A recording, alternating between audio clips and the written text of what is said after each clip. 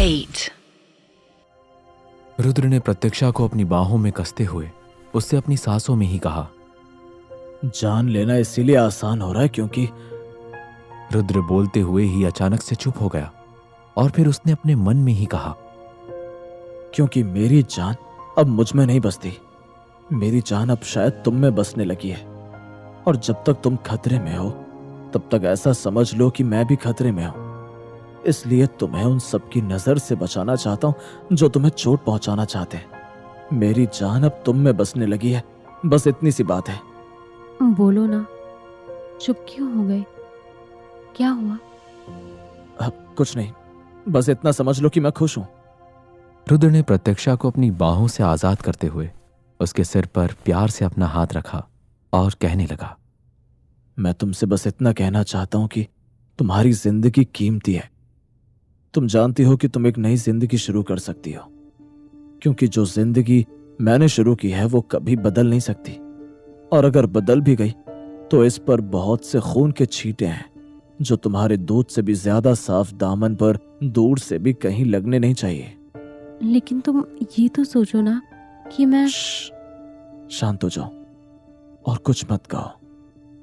मैं अभी भी अपने फैसले पर अड़ा हूं। बात यह नहीं है कि मुझे तुमसे कोई तकलीफ है, बात यह है कि तुम यहां नहीं होनी चाहिए। मैं तुमसे माफी मांगता हूं कि मैंने उस समय तुम्हारा दिल तोड़ा, पर तुम्हें सच में जाना होगा। बस कल की पूजा हो जाए, मैं तुम्हें यहां से भेज दूंगा। रुद्र के इतना बोलते ही प्रत्यक्षा ने रुद्र को गुस्से में ही देखते हुए उसे खुद से दूर करते हुए धक्का दिया। बात करना ही बेकार है तुमसे। इतना बोलते हुए प्रत्यक्षा कमरे से निकलकर सीढ़ियों से नीचे चली गई। रुद्र प्रत्यक्षा को नीचे जाते हुए देख रहा था। इस बार रुद्र के चेहरे पर कोई शिकायत या अफसोस नहीं था। उसे प्रत्यक्षा की बातों का बिल्कुल बुरा नहीं लगा था, बल्कि उसे प्रत्यक्षा की नाराजगी से अब एक अजीब सी खुशी मिलने लगी थी। तो तुम्हें मेरी फिक्र है? रुद्र के चेहरे पर हल्की सी मुस्कुराहट थी। इस पर मुस्कुराते हुए ही रुद्र ने अपने आप से ही कहा, तुम्हारी ये नाराजगी न जाने क्यों मुझे कुछ ज्यादा ही अच्छी लगने लगी है। जानता हूं कि तुम मुझे छोड़कर चली जाओगी, लेकिन तुम्हारे जाने तक तुम्हारे साथ के हर एक पल को मैं कीमती बनाकर जीऊंगा, और अपनी जिंदगी में इन्हीं यादों के सहारे ही आगे जीता रहूंगा। मुझे बहुत अच्छा लगा कि तुम्हें मेरी फिक्र हुई, और तुम मेरी जान बचाने के लिए कार्तिक के साथ बिना सोचे समझे चली आई। लेकिन अब तुम्हारी इन छोटी छोटी बेवकूफियों से मुझे डर लगने लगा है, कहीं कोई इस बहाने को वजह बनाकर तुम्हारा फायदा ना उठा ले। रुद्र ने धीरे से मुस्कुराते हुए अपने बालों में अपने हाथों को लगाया और फिर हल्के से अपने बालों को खुजाते हुए खुद से ही कहने लगा, खुशी हो रही है सोचकर कि तुम्हें मेरी फिक्र होती है, वरना आती है क्यों तुम? क्योंकि तुम्हें तो पता ही नहीं था कि तुम पर हमला होने वाला था। जानकर अच्छा लग रहा है, ऐसा लग रहा है कि पहली बार कोई दिल से मेरी फिक्र कर रहा है, वरना तो लोग सीधे यही बोलते हैं कि रुद्र को कुछ नहीं हो सकता, जैसे मैं पत्थर का हूं। पर तुम जैसी इतनी दुबली पतली छोटी सी लड़की मेरी फिक्र करके मुझे बचाने चली आई। कितना खास है ये एहसास। आज पता चला कि कोई जब अपना होता है और वो आपकी फिक्र करता है तो कितना अच्छा लगता है। मतलब तुम्हारे भी दिल में मेरे लिए काफी कुछ है। इधर दूसरी तरफ प्रत्यक्षा खुद में ही बड़बड़ाते जा रही थी। कद चाहे कितना लंबा हो जाए और उम्र चाहे जितनी भी बढ़ जाए, मर्दों की अकल घुटनों में ही होती है। इन्हें समझ क्यों नहीं आता कि लड़कियों को इमोशनल होने पर लॉजिक्स नहीं देते हैं। लॉजिक तो लड़कियां भी इस्तेमाल कर लेती हैं। अरे तुम इमोशनली सपोर्ट करो ना, लेकिन नहीं, इनके पीछे दिमाग लगाना ही फिजूल है। अरे का बड़बड़ाती जा रही हो बहुरिया, का हुआ? प्रत्यक्षा खुद में ही इतना उलझी हुई थी कि उसे दिखाई नहीं कि बाबा साहब, समर्थ और कार्तिक एक साथ बैठकर कुछ जरूरी बातें कर रहे थे। उनके सामने किसी जगह का एक नक्शा सा रखा हुआ था और तीनों ही बेहद गहरे तौर पर उस नक्शे को देख रहे थे। इस पर प्रत्यक्षा भी उस नक्शे को देखने लगी। कुछ नहीं बाबा, लेकिन आप लोग ये क्या कर रहे हैं? अरे कुछ नहीं बहू, बस काम निपटा रहे थे हम तो। समर्थ ने उस नक्शे पर उंगलियों को रखते हुए बाबा साहेब से कहा, बारिश का महीना है बाबा, आने वाले दिनों में ये वाली नदी जो कब से सूखी पड़ी है ये उभर जाएगी। मौसम को देखते हुए अंदाजा लगाया जा सकता है कि आसपास के घर खतरे में आ सकते हैं। तो अब क्या किया जाए बाबा? इस तरह से तो पूरा गांव बाढ़ की चपेट में आ जाएगा। बांध बनाने का काम भी चल ही रहा है बाबा, लेकिन अगर बांध के भी ऊपर कोई खतरा हुआ फिर तो ये बांध भी अचानक से आने वाले पानी को नहीं रोक पाएगा। पिछले साल तो सब कुछ करने के बावजूद बाढ़ आ गई थी।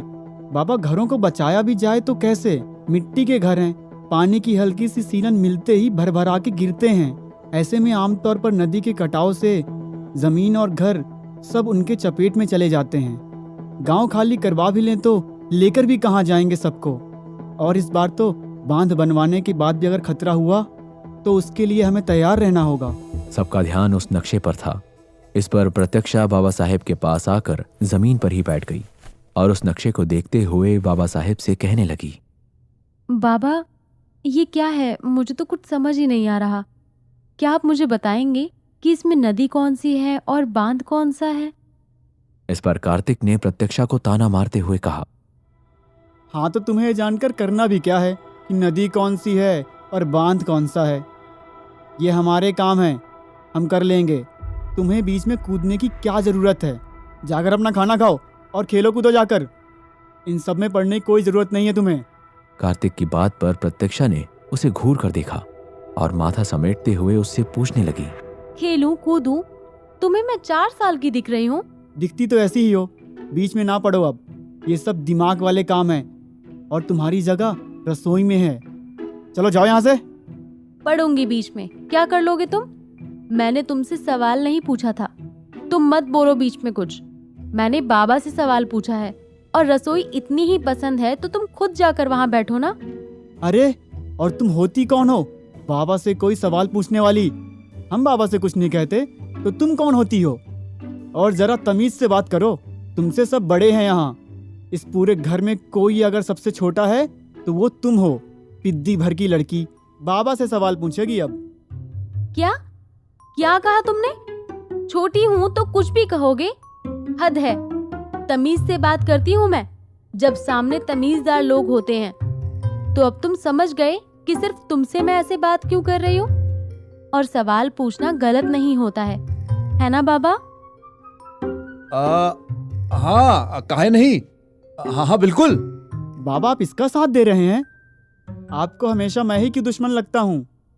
मुझे क्या आप बाजार से खरीद कर लाए थे? तुम्हें तो मुफ्त में ही दे दिया होगा किसी ने। खरीदने बेचने जैसा बड़ा काम थोड़ी ही किया होगा। बोली लगाने जैसा तुम में है ही क्या? देखो, तुम अपना मुंह बंद कर लो अब।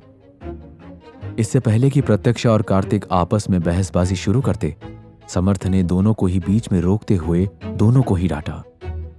ओफो, चुप हो जाओ दोनों। बहू, तुम इधर देखो। ये जो लंबा सा खींचा हुआ लकीर उधर जा रहा है ना, ये नदी है। आम तौर पर ये वाली नदी सूखी रहती है। और ये जो दूसरी लकीर दिख रही है ना, ये है हमारी वो नदी जो गांव के बाहर बहती है। यहाँ भी पानी रहता है लेकिन ज़्यादा नहीं। और ये जो बड़ा सा दिख रही है ना, ये वो बांध है जो बाहर से आने वाले पानी को रोकता है। क्योंकि बारिश का महीना है तो हमें हर बात की तैयारी करनी है। अब तुम बताओ कि तुम क्यों पूछ रही हो? ये सब केवल जानने में दिलचस्पी है या दिमाग में कुछ चल रहा है? ओह, तो दिमाग है इसके पास? हाँ तो अपने घुटनों का इलाज करवा लो, दिमाग खुल जाएगा तुम्हारा भी। अगर आप लोग इजाजत दें तो क्या मैं कुछ बोल सकती हूँ? शायद मेरे पास इस परेशानी का इलाज है।